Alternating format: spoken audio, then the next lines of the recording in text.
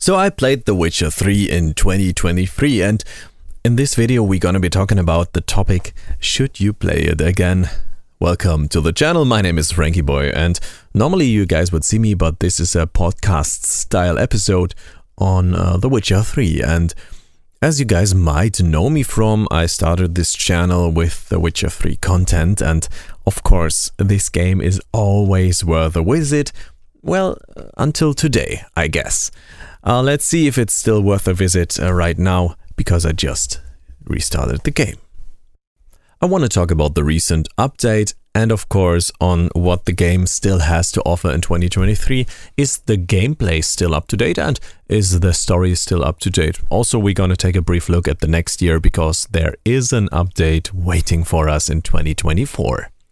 So starting off with the next gen update. It came out 1 year ago in 2022 and it elevated The Witcher 3 to the next level with native ray tracing support and native mods for console players. So for the first time in history, console players were actually able to use some of the mods that the community created because CD Projekt Red decided to let them be in the game natively.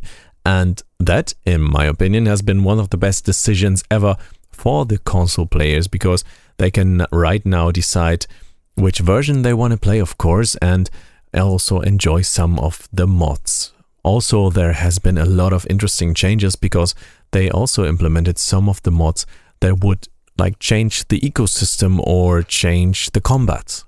Some skills, etc., some builds have been nerfed, some have been buffed, and there has been a lot of changes for the Witcher community, which a lot of you guys really enjoyed, and I did that as well. Me, myself, I'm a PC player, so that wasn't a new thing to me to get those rebalances going, like some quality of life mods, but for console players, it's like a first visit. And that brings me to the topic number 2, the update in 2024, because we're actually getting native mod support for PC in the next year, which is quite a huge thing, because until now it was just like mod support created by players, but native mod support. This will be another level, I think, in my opinion, and elevate The Witcher 3 to the next one to make it like a little Skyrim, in my opinion. I mean, Skyrim has a bigger community, a bigger modding community, and The Witcher 3 should have that as well, because we will be able to craft our own quests, etc., our own adventures. So we could, in theory, create our own world in The Witcher 3's world, like a subworld, or create a new one, create a new quest with new playable characters, or like playable characters such as Ciri. Everything is possible with that, and that could bring The Witcher 3 to one of those eternal titles, right? Like GTA 5. I mean, GTA 5 still with GTA Online unbeaten to this day, but let's see what happens to The Witcher 3 with the mod support update for PC at least. For console players, it is still worth a visit, even without choosing your mods, because CD Projekt Red made a nice decision on which mods to take into the game and which mods to leave out, because there are some that might also ruin your experience or change your experience in a way that you might not enjoy. Because the aim of that, or the goal of that, was to create a Witcher experience that would fit Geralt of Rivia's adventure, and they match that, in my opinion. Alright, so the update makes The Witcher 3 also very playable in 2023. You should definitely check it out just because of the update. They also added some new armors, some new build opportunities, as stated before, even a new quest, which is huge. I mean, it's not a big quest, but it's a typical Witcher quest, and that's a nice thing. The Witcher 3, it stands on 2 pillars. One is the story, the other one is the gameplay. Let's first talk about the story. Geralt of Rivia, he's a very interesting character. I mean, he's so edgy, so grumpy, but kind of nice at the same time. He's very caring, as you can see from his relationship to Ciri. He's really caring about her and also feeling responsible for her. And that is not normal in the world that Geralt lives in. He lives in a world where everybody cares for him or herself and everybody is just out there slashing monsters for money. Yeah. Geralt, he's quite an awesome character, and I think the success of The Witcher 3 was only possible because of Geralt of Rivia. Otherwise, it would not have been successful, or at least that successful, because Geralt of Rivia is so edgy, his relationships and the way he interacts with others is so interesting. It's like not normal, not the thing you would expect. He's like, what a sh... And that makes everything super interesting, and you never know what's gonna happen next, what he's gonna feel next or so. But you always have the options of dialogues, so you can kind of decide which way Geralt would go, and you can sometimes like make a decision that Geralt of Rivia wouldn't make. I think it's quite rare, but it is possible to make decisions that he wouldn't make, and that could also bring another opportunity to the table, another ending.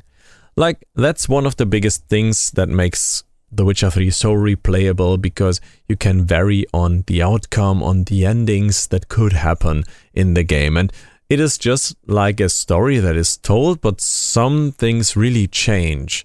And that makes The Witcher 3 so special, because in 2015 they were already capable of making such a game with decision making that would have impact on the end, and some outro cinematics which are awesome. I mean, there is like White Garden in snow and you can only enter it if you make a certain decision. So like from the get-go, 1/3 of the players doesn't have the chance to ever visit White Garden in the snow if they don't choose to replay the game or use the mod console or console to get into that area later on. I made a video on that before.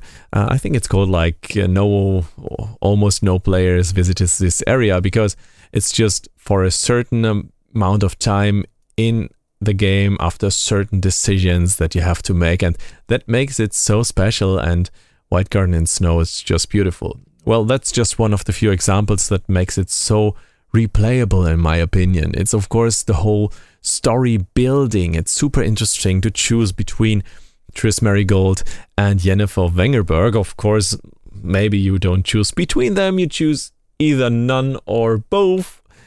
I know you guys choose both, right?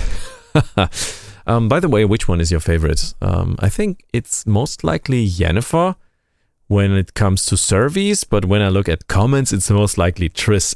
I don't know if the Triss are like hardcore guys or a community that is really focused into writing or spelling out the thing that they love. I think both are quite interesting characters, and they interact with Geralt of Rivia in a very special way, especially of course Yennefer, and the relationship between her and Geralt of Rivia is such an interesting piece of art and writing that is rarely seen in games these days, I think. So the story has to offer a lot, like not only those plot twists and relationships, but as well just the small things they did in the writing. Like there were so many awesome quests or Witcher contracts you could do, and they all have a story. Every place in the game has a story to tell. Like every single hut that you visit is just scattered with proof of life or death, and everything is just a living experience and a breathing world. I think they made that super awesome, and regarding the fact that the game is almost 10 years old, it becomes even better in my opinion, because some companies didn't reach that level that they had back then in 2015 right now. And I'm looking at Assassin's Creed Valhalla, which is a game I love, but it's like big and empty in most of the time and most of the cases. When it comes to the settlement, it's nice. And I mean, housing is a thing I totally miss in The Witcher 3, but it would be awesome to have that feature in the game, but I love it anyways. So regarding the story, you should totally play it again. Even if you played it before, there is so much replayability in the game. You can play it to 3, 4, 5 times, no problem at all. Now, next up, let's talk about, of course, the gameplay. And the game has a certain amount of depth, but it is also available for new players, in my opinion. Right now, after the new update, it became a little bit harder, in my opinion. And I gotta tell you my story with The Witcher 3 first, because you will likely feel the same way. It might be the case. So I first found out about The Witcher in 2015, and a friend streamed it to me back then on Discord, and it was quite buggy, so I didn't check it out. I think in 2016 or so I got the Game of the Year edition, and I started it, but I would quit the game after 3 hours or so. And then I became sick. It was in January 2017, and I was sick for 2 weeks. It was like one of these sicknesses where you are able to play, but you're not able to work. And I actually stayed at home and tried out The Witcher again, because I was too sick for multiplayer games, which I usually played back then, like World of Warcraft, Diablo, etc. And then I decided to go back to The Witcher, and I took my time and I read some reviews, etc. And some said, you need to give the game time. And that is what I would totally say. After 10 to 12 hours, I loved the game to death. But before, it wasn't that much of an enjoyment. It was a challenge to get to know every system, to get to know the habits, like putting on the oil, putting in the swallow potion, using decoctions, like meditating and using the bestiary. It wasn't like my type of routines I was used to from those multiplayer games.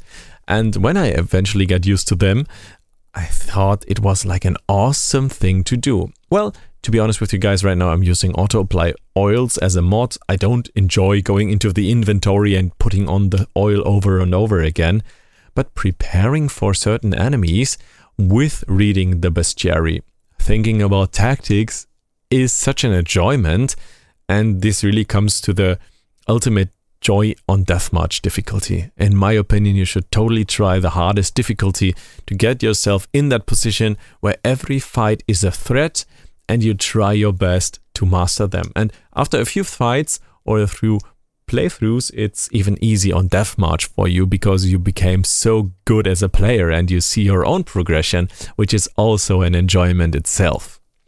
So gameplay wise, the game is still up to date. I would say the game has so much depth to offer. You have those systems, you have different swords, you can upgrade your gear, you have certain gear sets.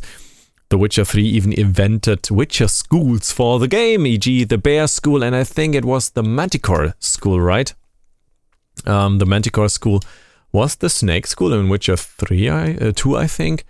But yeah, they invented schools to have you choose different builds and to complement those decisions you make when you pick up your skills, or to make you want to pick some other skills and optimize your build. They have, like said before, the oils, they have the potions, the decoctions that last for so long. You have different kind of approaches to each enemy. You can choose some throwables, consumables, etc. Everything is possible. When it comes to like movement, I would say the game's quite clunky, right? Geralt of Rivia falling down a cliff, it has been a meme for so long, and you are pretty clunky. The fight and the normal traveling options, they vary from another, and they don't really go hand in hand, in my opinion. But yeah, that's just one big minus in my opinion. It's like, it's pretty clunky when it comes to movement, but once you get used to it and you know how the system works, everything is fine. Especially when it comes to the depth of those gameplay elements like the building or Gwent. Gwent is also a perfect example for a very nice minigame. I would suggest you guys to go into the game and try to collect all those Gwent cards. It's such an enjoyment to even play through the tournaments in the Blood and Wine DLC. And yeah, this is also a very nice topic to talk about. Of course, the DLCs. I mean, what a DLC. What a DLC is Blood and Wine. They implemented new features with it, like the mutagen feature. They implemented a whole giant new area. And story-wise, it's also pretty interesting because Geralt of Rivia feels really out of place in Toussaint. But once he gets used to it, and you get used to it, except for, of course, the rubbish filter, the orange filter, that's not so nice. But everything besides that, it's just a great expansion and the perfect example of great expansions. I mean, CD Projekt Red proved that with the new Liberty City update for Cyberpunk. They did a pretty decent job on that, I would say, an awesome job. And yeah, I'm happy with where Cyberpunk went so far. The Witcher 3 proved the same. The Hearts of Stone DLC was also awesome. It has a very interesting ending, and the antagonist of the Hearts of Stone DLC is, of course, super interesting. And the fact that we met him at the very start of The Witcher 3 is so interesting. So that alone is a reason for you guys to restart the game and see Gaunter Odim at the very first tavern you're in talking to you. And that's like totally mind-blowing when you first meet him again in the New Game Plus or in a replay after meeting him in the DLC. And then you can like totally understand his action, or well, try to understand his actions. I mean, Gaunter Odim is not easily understandable in my opinion, and it's not quite clear who he was or is and why he did certain things. But yeah, story-wise, it's still an enjoyment, and replaying the game is always a nice thing. Gameplay-wise, it has a lot of depth for you guys. You can choose another build for New Game Plus, like maybe you go in with Ice Art or the Ultimate Igni build, or you try to spin to win. Everything is possible. Feel free to check out my build videos. I have a few next-gen build videos for you guys on my channel. Those are super popular. I made a video on the top 3 builds in The Witcher 3. Feel free to check it out. I would invite you guys to see that. Alright guys, I always love chatting about The Witcher. That's it for today. Maybe I will speak to you in another Witcher video. See you later, your Franky Boy. And of course, ring the bell notification. That would be super awesome. Thank you so much for tuning in, and goodbye.